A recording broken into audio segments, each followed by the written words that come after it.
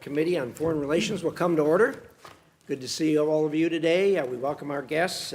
Remind the people we're glad to have everyone here watching. We have zero tolerance for interruptions, as has been demonstrated quite well in recent times.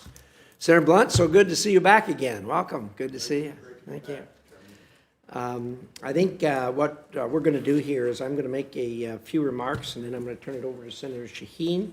Then we'll hear from each of the, we'll have people who do introductions, so you can leave if you'd like to leave. Then we'll hear from the nominees. So thank you to the nominees and especially to the families who also help whenever we have, whenever their spouses or loved ones participate in government operations. The families also provide as much sacrifice as the actual nominees do. So thank you to the families for being here today, too.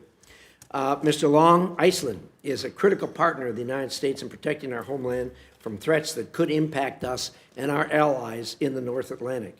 Both China and Russia have made their strategic goals in the Arctic clear, and advancing U.S.-Iceland cooperation will be critical to monitoring and deterring their efforts to exert influence over the region's vast resources.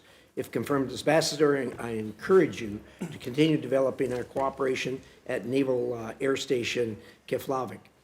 To advance these counter-Russia and China efforts, that will be necessary.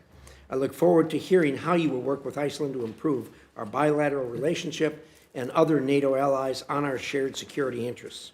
Mr. Carl, as you know, historically, the United States has been the most generous donor to the United Nations, paying billions every year. Yet the return on our investment for the American taxpayer is, at best, questionable.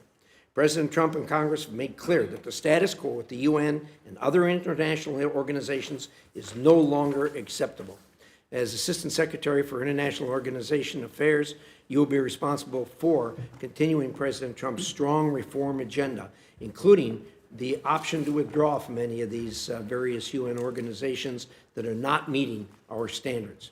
In addition to reducing the size of the UN and eliminating waste, fraud, and abuse, you will also have to deal with the organization's disgusting obsession with Israel and its deep anti-Semitism that is within the very foundation. In 2020, I published a report outlining how we can work with our allies to promote Americans and like-minded individuals in these organizations, enabling us to compete with our adversaries. In your role, I hope you'll implement some of these recommendations and, above all, ensure that every taxpayer dollar given to an international organization makes America safer and better off. A heavy lift, to say the least. Mr. Sweeney, as you know, the Asian Development Bank occupies a unique position among the global development banks in its ability to directly counter China's predatory economic coercion in the region. In recent years, the ADB has provided high-quality alternatives to predatory Chinese loans, yet China remains its third largest shareholder and continues receiving funding from the ADB. If confirmed, I'd like to know how you plan to use the voice and vote of the United States to drive quality development projects that are aligned with U.S. strategic interests. I'd also like to hear your views on how the ADB can work with its member countries and with multilateral institutions to prioritize hard infrastructure projects and energy security in the region. And finally, Mr. Brooks, if confirmed, you will play an important role in overseeing policies related to oceans, space, illegal wildlife trade, and IUU fishing.